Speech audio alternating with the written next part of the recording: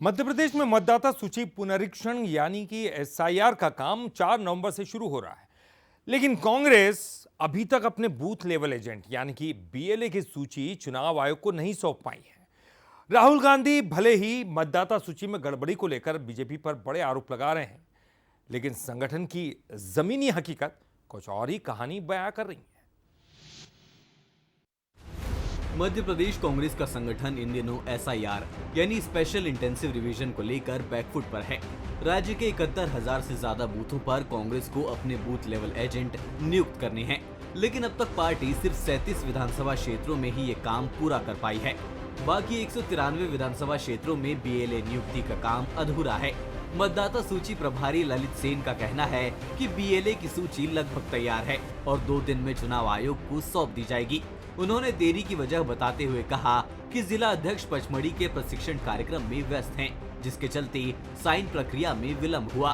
कांग्रेस आयोग के नए नियमों और फोटो अपलोड की प्रक्रिया को भी देरी का कारण बता रही है।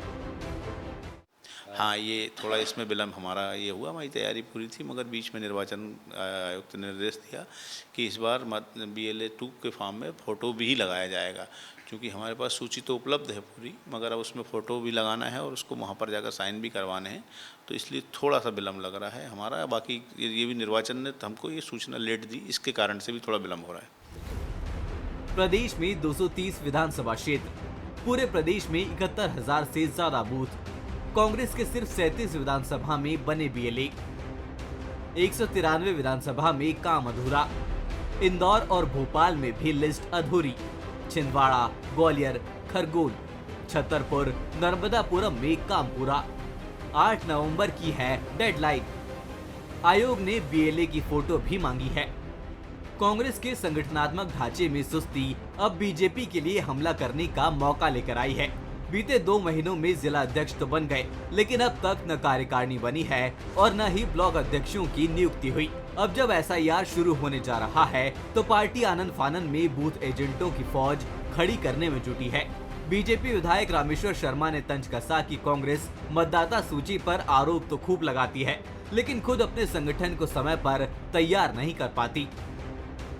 कांग्रेस सृजन में लगी है और सृजन करे हुए कांग्रेस को हम तकलीफ नहीं देना चाहते। वो अच्छा काम कर रहे हैं। कांग्रेस की इस समय जो स्थिति है, जीतू पटवारी जी के नेतृत्व में बहुत अच्छी है। रोज स्टेटमेंट देने अच्छा है उनका, और इसलिए हम कांग्रेस को यही कहेंगे कि वो आराम करे। देखो, 100-125 साल जब हो जाते हैं तो थक जाते हैं, और अब वो थक गई है। और वैसे भी भ्रष्टाचार का अगाध धन लूटा है देश का, तो उसको माल खाएं और पचमढ़ी में आराम करें। मतदाता सूची को लेकर जहां राहुल गांधी बीजेपी पर वोट चोरी के आरोप लगा रहे हैं, वहीं उनका खुद का संगठन बीएलए नियुक्तियों में पिछड़ता नजर आ रहा है। अब सबकी नजर 8 नवंबर की डेडलाइन पर है। क्या कांग्रेस तब तक अपने बूथ एजेंट्स की सेना खड़ी कर पाएगी, या फिर बीजेपी को संगठनात्मक तैयारी के मोर्चे पर एक बार फिर बढ़त मिल जाएगी? सूरज शर्मा, बंसल न्यूज, भोपाल।